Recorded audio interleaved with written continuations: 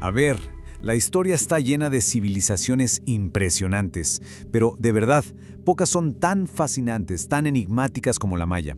Durante siglos florecieron en las selvas de Mesoamérica, construyendo un mundo que, en muchísimos sentidos, estaba muy adelantado a su tiempo. Pero entonces, de repente, un silencio incomprensible cayó sobre sus ciudades de piedra. Y esa es la pregunta, ¿no? La que ha perseguido a historiadores y arqueólogos por generaciones. ¿Cómo puede ser que ciudades monumentales, llenas de vida, de un día para otro queden abandonadas? Hoy nos vamos a convertir en detectives de la historia para intentar resolver este increíble misterio.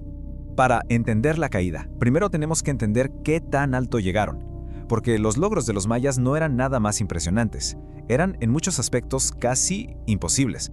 Y es que miren la escala de su genialidad, no fue solo una cosa. Dominaban las matemáticas con el concepto del cero, algo totalmente revolucionario para la época. Sus calendarios eran, más precisos que los que se usaban en Europa en ese entonces. Podían predecir eclipses con una exactitud que de verdad asombra. Y todo esto mientras levantaban ciudades masivas en medio de una selva implacable.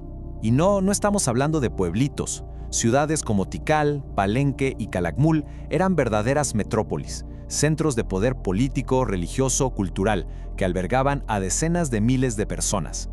Aquí es donde el misterio se pone todavía mejor. Lograron todo esto sin herramientas de metal avanzadas, sin animales de carga como caballos o bueyes, sin usar la rueda para transportar cosas pesadas. Entonces, la pregunta es, ¿cómo fue posible? Este es el primer acto de nuestro drama. Ahora sí, vámonos a la parte central de este enigma. Porque después de siglos y siglos de crecimiento y de esplendor, las luces, de repente, comenzaron a apagarse. Fíjense bien en esta línea de tiempo. Por más de 500 años, todo es para arriba. Crecimiento, innovación, poder. Y de pronto, en lo que es un parpadeo para la historia, todo se detiene. La caída es rapidísima, casi vertical. ¿Qué pudo haber causado un declive tan catastrófico, tan fulminante? Y este es el punto clave. No fue una decadencia lenta, gradual. No, simplemente pararon. Las inscripciones en piedra que contaban la historia de sus reyes se detuvieron, a veces a media frase. Las grandes construcciones se quedaron a medias. El silencio es la evidencia más escalofriante de todas. Ok, entonces, como detectives de la historia, ¿qué pistas tenemos sobre la mesa? A lo largo de los años han surgido varias teorías importantes, y cada una tiene su propio montón de pruebas.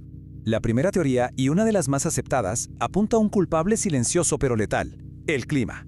La idea es que la mismísima naturaleza se rebeló en contra de los mayas. Y esto no es solo una suposición, ¿eh? Los estudios de los sedimentos en los lagos de la región muestran evidencia clarísima de sequías muy largas y severas justo en la época del colapso.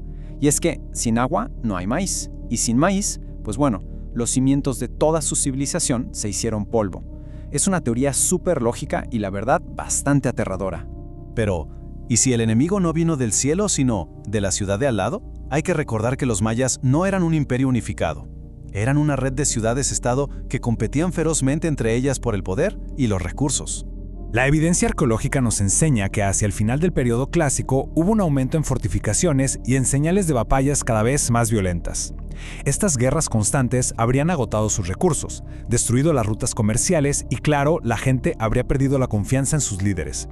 ¿Es posible que ellos mismos se hayan destruido? Y luego tenemos una tercera teoría, una que, nos resuena muchísimo hoy en día. ¿Y si ellos mismos provocaron su propia catástrofe ambiental? O sea, para construir esas ciudades enormes y alimentar a tanta gente, necesitaban muchísimos recursos. El análisis de polen antiguo revela una deforestación masiva. Talaron bosques para la agricultura y para hacer el estuco con el que cubrían sus templos. Y esto pudo haber erosionado el suelo y, curiosamente, hacer las sequías todavía peores. Vaya, una tormenta perfecta de factores. Sequía, guerra, colapso ecológico, todas son piezas de un rompecabezas súper complejo.